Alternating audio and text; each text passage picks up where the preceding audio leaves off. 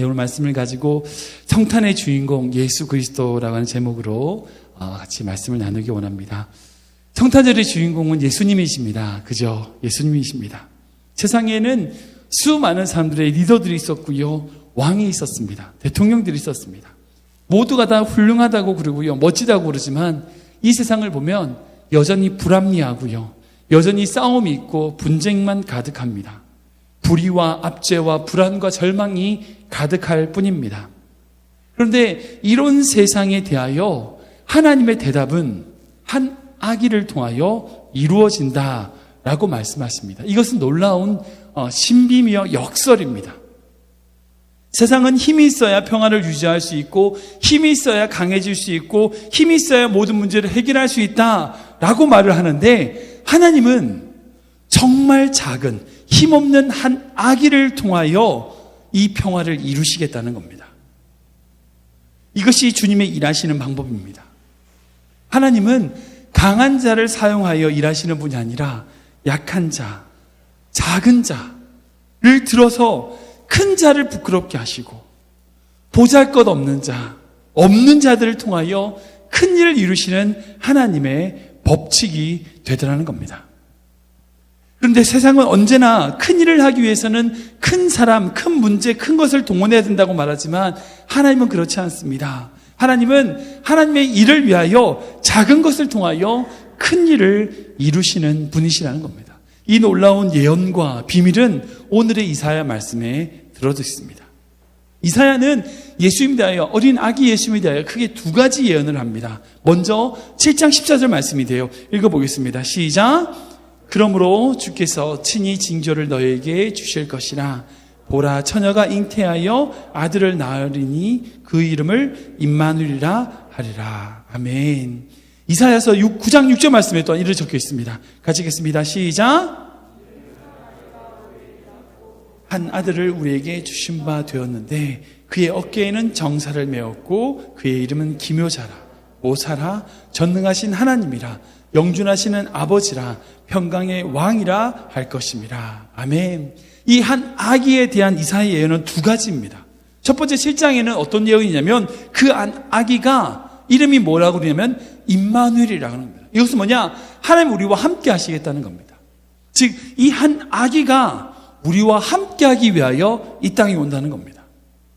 그리고 9장에는 이 한 아기가 우리에게 주신 바 되었다. 이거 우리에게 위해서, 우리를 위하여 주신다는 겁니다. 처음에 아기는 with us, 우리를 위해, 우리와 함께. 두 번째 아기는 for us, 우리를 위하여 주시는 아기라는 겁니다. 제가 혹시 다음에 기회 있다면 우리와 함께 하시는 이 아기에 대해서 말씀을 나누겠지만 오늘은 이 두 번째, 우리를 위하여 오신 이 아기에 대하여 같이 말씀을 나누기 원합니다. 우리를 위하여 나시고, 우리를 위하여 사시고, 우리를 위하여 죽으시고, 우리를 위하여 부활하시고, 우리를 위해서 승천하시고, 그리고 우리를 위하여 다시 오실 예수님, 이 예수님에 대해서 같이 말씀을 나누기를 원합니다. 오늘 이사야 말씀은요, 우리의 행하시는 예수님의 총 4가지의 놀라운 사역이 있다라고 말씀하십니다. 이 4가지 사역을 다시 한번 9절 하반절을 읽어보면 이렇게 적혀 있습니다. 같이 읽겠습니다. 시작. 그의 이름은 기묘자라, 모사라, 전능하신 하나님이라, 영존하시는 아버지라, 평강의 왕이라 할 것입니다. 아멘. 우리 이거를 영어로 한번 읽어보겠습니다. 같이 읽어보겠습니다. 시작.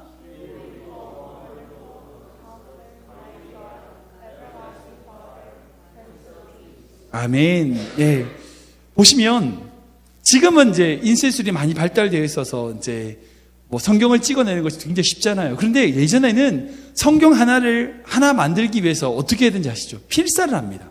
있는 성경을 들고 그대로 베껴서 쓰는 것으로 성경을 만들었습니다. 그러니까 사람이 성경을 사본을 쓰다 보니까 한 번씩의 오류가 생깁니다. 사실 이사야가 맨 처음 이 예언을 받았을 때 있었던 원본은 우리에게 남아있지 않습니다. 사본들만 있거든요. 그것을 베껴 쓴 사본들만 있는데 어떤 사본에는 저기에 컴마가 있는 사본이 있고 어떤 사본은 저 컴마가 없는 것이 있어요. 예를 들어서 한글 성경과 KJV라고 해서 킹제임스 버전에는 이 컴마가 들어있어요. 이 사본을 인용해서 번역을 했고요. 그런데 NIV라든지 다른 성경에 보면 이 컴마가 없는 성경들이 있습니다. 이 두 개 다 누가 맞다 누가 틀리다 할 수는 없어요. 어떤 사본에는 그 컴마가 있고 어떤 사본에는 컴마가 없어요. 근데 이 문장을 잘 보시면 나머지 뒤에 있는 전능하신 하나님, Everlasting Mighty God, 전능하신 하나님, Everlasting Father, 영원하신 아버지, Prince of Peace, 평강의 왕, 이것은 형용사 하나와 명사 하나가 이렇게 붙어 있어요. 그렇게 따지면 위에 있는 Wonderful Counselor를 한 단어로 보느냐 아니면 따로따로 보느냐에 따라서 성경을 구분할 수 있다는 거죠. 한글 성경은 이것이 컴마가 있는 사본으로 가져와서 이 앞에 있는 Wonderful을 기묘자, 놀랍다, 놀라운 분이라고 표현하고, 두 번째 Counselor, 이게 뭐냐면 왕의 카운슬 해주는 모사죠. 그러니까 도와줘서 어떤 정치를 할 때 어떤 일을 도와줄 수 있는 모사, 이 모사를 카운슬러라고 하는데 이 Wonderful and Counselor라고 표현해서 우리 성경을 보면 기묘자라, 모사라라고 되어 있는데 이것을 합쳐서 놀라운 모사, 놀라운 상담자다라고 해석할 수도 있다는 겁니다. 그래서 이 단어를 합쳐가지고 놀라운 상담자라고 해서 이렇게 표현할 수 있는 거죠. 읽어볼까요? 시작. 그의 이름은 놀라운 모사라, 전능하신 하나님이라, 영준하시는 아버지라, 평강의 왕이라 할 것입니다. 이걸 따로따로 생각해서 기묘자라, 놀라운 분이다, 그리고 모사다, 이렇게 따로 생각할 수도 있지만 이렇게 함께 붙여서 총 4가지의 예수님의 사역을 생각해 볼 수 있다는 겁니다. 우리에게 다가오신 아기 예수님은 어떤 분이냐? 첫 번째로요, 놀라운 상담자라는 거예요. 놀라운 상담자입니다. Wonderful Counselor라는 겁니다. 우리 한번 마태복음 말씀 읽어보겠습니다. 시작.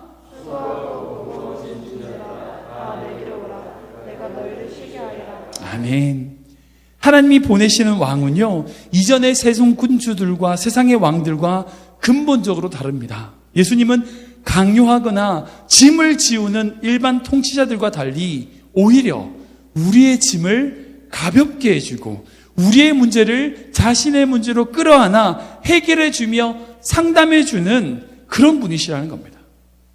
우리를 위하여 이 땅에 오신 아기 예수님은 우리의 짐을 날마다 대신 져주시는 분이시라는 겁니다. 예수님께서 수가성 우물가에서 사마리아 여인과 대화를 나누셨습니다.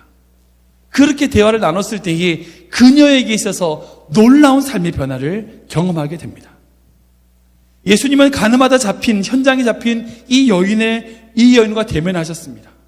그리고 그 여인의 모든 죄를 사하시고 그 여인이 그 모든 정죄감에서 벗어날 수 있도록 만들어 주셨습니다. 예수님은 세리장 삭개오의 집에 들어가셨습니다. 그를 만나 그의 모든 삶을 함께 나누시면서 결국 그가 참 이스라엘 사람으로 새롭게 결단할 수 있도록 만들어 주셨습니다. 사랑하는 성도 여러분, 예수님의 놀라운 능력은, 예수님의 진정한 능력은 어떻게 보면 자연을 변화시키시고 오병이어를 일으키시고 놀라운 일을 행하시는 것이 아닙니다. 예수님의 진정한 능력은 예수님을 만나는 모든 사람들이 변화된 겁니다.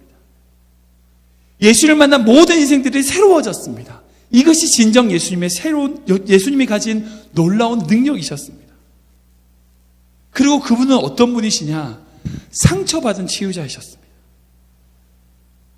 그분은 우리의 상처와 아픔에 대하여 전혀 모르시는 분이 아니라 오히려 가장 낮은 곳에 오셔서 가장 먼저 상처를 받으시고 인간이 받을 수 있는 가장 모멸감과 그 상처로 말미암아 죽으심으로 우리 인간의 모든 아픔을 이해하시고 치유할 수 있는 분입니다. 사랑하는 성도 여러분, 여러분들이 가지고 있는 문제와 아픔들이 있을 때 여러분들이 가지고 있는 그 문제와 아픔이 어떻게 하면 해결되는가요? 사실 그 문제에 대하여 돈을 주거나 이렇게 해결되는 게 아니죠. 여러분, 우리의 마음이 상처받았을 때, 우리의 마음이 힘들 때에 우리의 마음을 위로해 주는 사람이 어떤 사람이든가요? 내 아픔을 같이 동감해 주고 동참해 주는 사람이 있을 때에 회복이 되는 겁니다. 그렇지 않던가요? 내가 가지고 있는 아픔과 상처를 함께 울어줄 수 있는 사람이 있을 때에 그 사람으로 말미암아 내가 회복이 되더라고요. 사랑하는 성도 여러분, 주님은 그런 분이세요. 주님은 이 세상에 오셔서 가장 낮은 곳에 머무르며 가장 비참한 삶을 살아가시며 그 아픔과 고통 속에서 살아가심으로 우리 인생 가운데 일어나는 모든 어려움과 문제를 이해할 수 있는 분이에요. 동감하실 수 있는 분이라는 거죠. 그리고 우리에게 다가와 우리와 함께 우리의 그 눈물을 닦아주시는 분이라는 거예요. 여러분들에게 어떤 상처가 있으십니까? 어떤 아픔이 있으신가요? 주님께 가면, 주님께 나아가면 여러분들의 모든 상처와 아픔이 회복될 줄 믿습니다. 여러분들의 모든 아픔과 눈물이 우리 주님께 갔을 때에, 주님께 나아갔을 때에 회복이 되더라는 겁니다. 두 번째, 예수님은 어떤 분이시냐면 전능하신 하나님이시래요. 전능하신 하나님이십니다. Mighty God. 우리 마가복음 말씀이 돼요. 같이 읽어보겠습니다. 시작.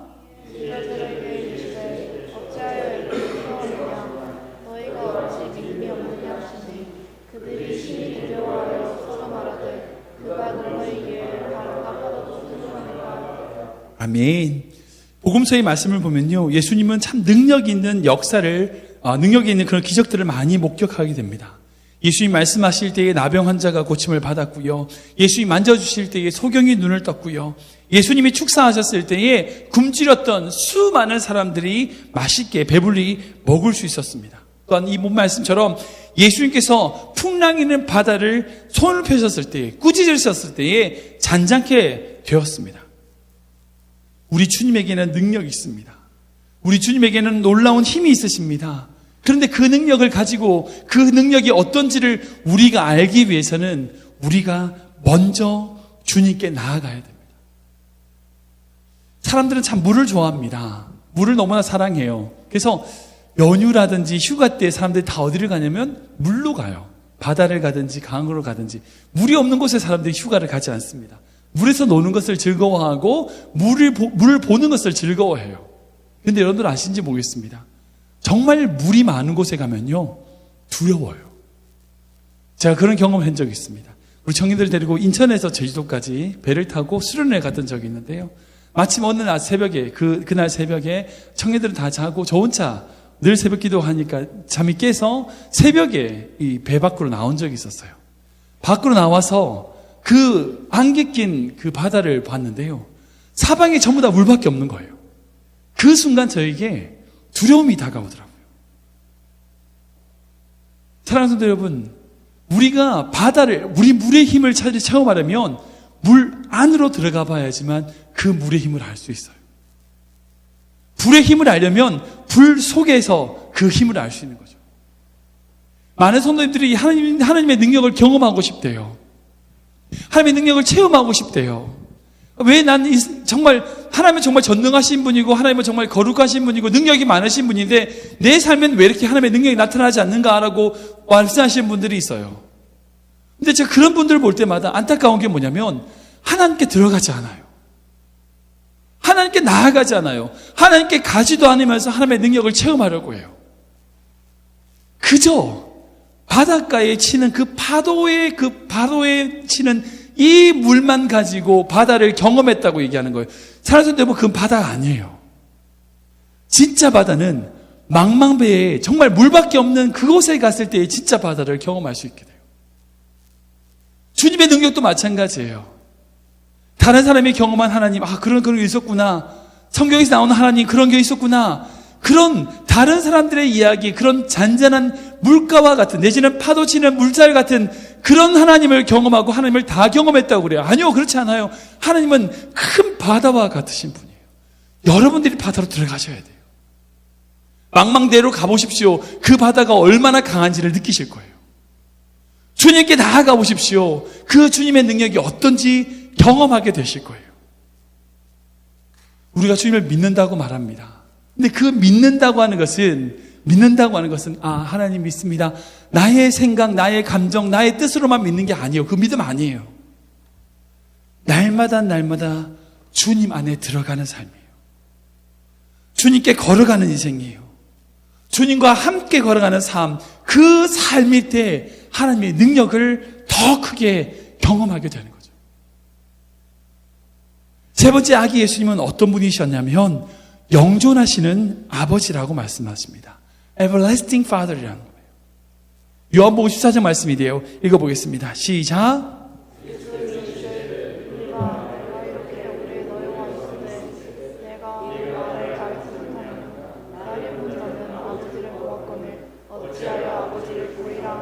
아멘. 우리 예수님은 처음이요 마지막이십니다. 그래서 그분 안에 영생이 있습니다. 많은 분들이 이 영생, 이 영원이라고 하는 것을 시간이 길다라고 말씀하시는 분이 있어요. 사실은 정확하게 그렇게 표현할 수 없어요. 그렇게 표현하는 건 좀 틀렸다고 생각합니다. 영생은요, 영원은요, 긴 시간이 아니에요. 시간을 초월하는 겁니다. 영원은 무시간성, 내지는 초시간성입니다. 그러니까 시간이 긴 것을 영원이라고 하지 않아요.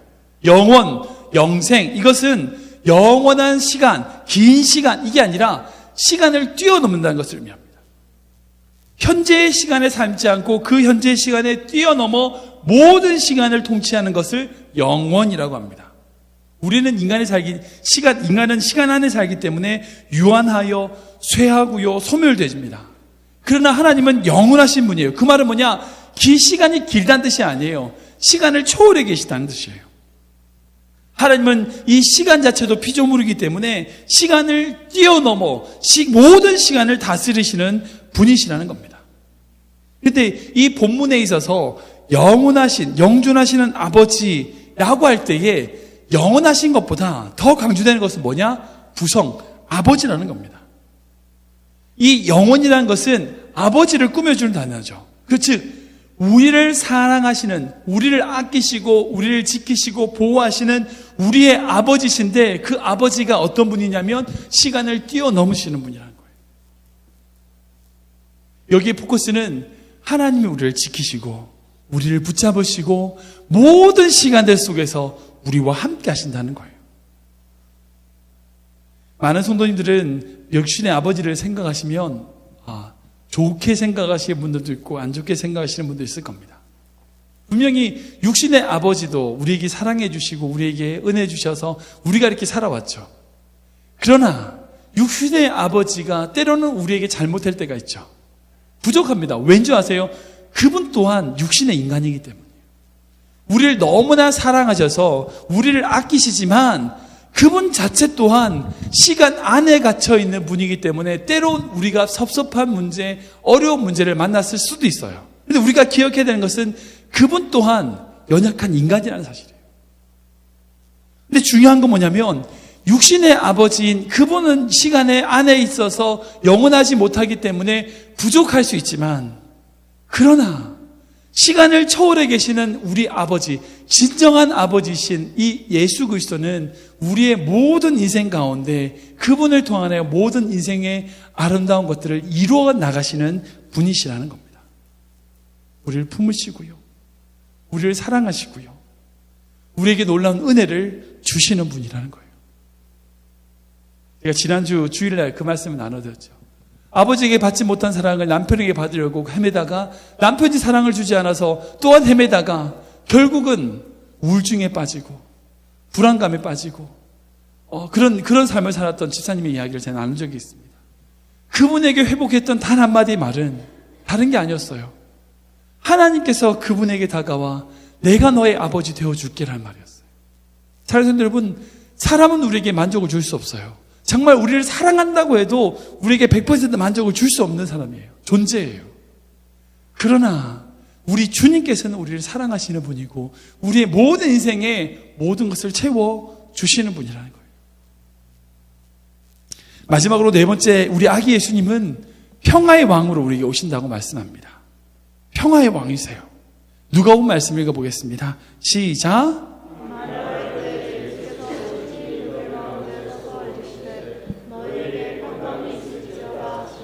아멘. 예수 그리스도는 평화의 왕이십니다. 예수님께는 늘 평강이 따라다녔어요. 그분은 늘 평안하셨습니다. 그러니까 그분 자체가 평안하셨죠. 평화의 왕이셨으니까. 그리고 그분을 만나는 모든 사람들에게 평안을 나눠주셨어요. 그분을 만나는 모든 사람들이 평안을 누렸습니다. 여러분들, 예수님이 처음 태어나셨을 때의 천사들의 노래 기억하십니까? 누가복음 2장 말씀인데요. 읽어볼까요? 시작. 지극히 높은 곳에서는 하나님께 영광이요 땅에서는 기뻐하심을 입은 사람들 중에 평화로다. 아멘.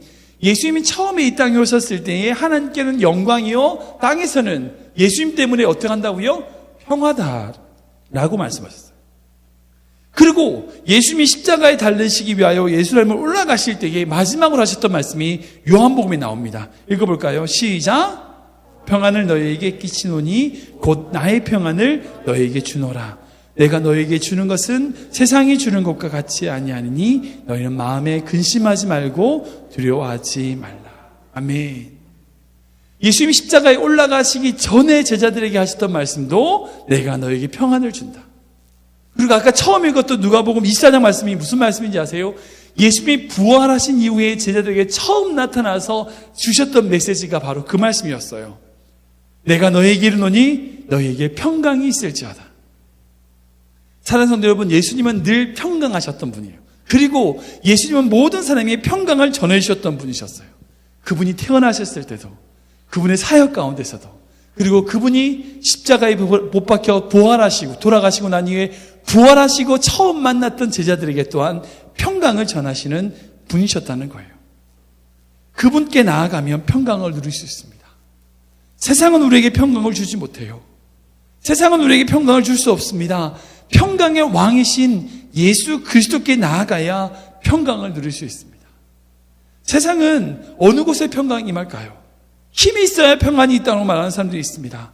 그러나 그 평강은 세상이 말하는 평강이죠. 하나님이 말씀하시는 평강은 어떤 평강이냐? 낮은 곳에 임하는 그 예수님의 사랑 가운데 고난의 길로, 희생의 길로, 섬김의 길로 걸어갔을 때에 만들어지는 평강이라는 겁니다. 말씀을 정리하겠습니다. 예수님은 우리를 위하여 이 땅에 오신 아기 예수님은 훌륭한 상담자십니다. 어떤 문제, 어떤 어려운 문제, 어떤 고민이 있다 할지라도 주님께 나아가면 우리의 모든 문제를 해결해 주는 훌륭한 상담자이십니다. 전능하신 아버지이십니다. 하나님이십니다. 모든 능력이 가지신 분이십니다. 어떤 문제든지 해결할 수 있는 전능하신 분이십니다. 영원하신 아버지십니다. 우리를 사랑하셔서 우리의 태어남과 우리의 죽음, 이 모든 시간을 함께 동행하시는 우리의 아버지 되십니다. 평화의 왕이십니다. 불안하고 두렵고 고민스러운 모든 문제가 있다 할지라도 우리 주님께 나아가면 이 평화를 누릴 수 있습니다. 예수님은 정말 훌륭한 상담자이셨지만 잘 보세요. 그의 삶은 무고하게 고소를 당했습니다. 예수님은 전능하신 하나님이셨지만 자신을 방어하기 위하여 어떤 힘도 쓰지 않으셨습니다. 그 능력을 사용하지 않으셨습니다. 예수님은 영원한 아버지셨지만 죽기까지 순종하는 아들로 사셨습니다. 예수님은 평화의 왕이셨지만 우리의 죄를 위하여 상처받으시고 그 평화를 대신 주셨습니다. 사랑하는 성도 여러분, 예수님께서 우리 위하여 이 모든 일들을 이루시며 모든 삶을 통하여 이 예언의 말씀을 이루어 나시는 모습을 보게 됩니다. 그분이 왜 이런 일을 이루셨을까요? 그것을 왜 하셨을까요? 우리 7절 말씀 읽어보겠습니다. 같이 읽겠습니다. 시작.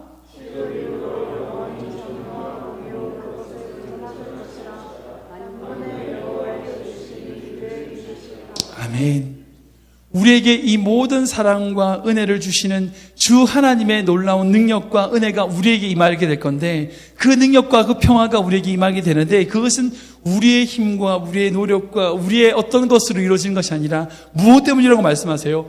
하나님의 열심으로 이루신다고 말씀합니다.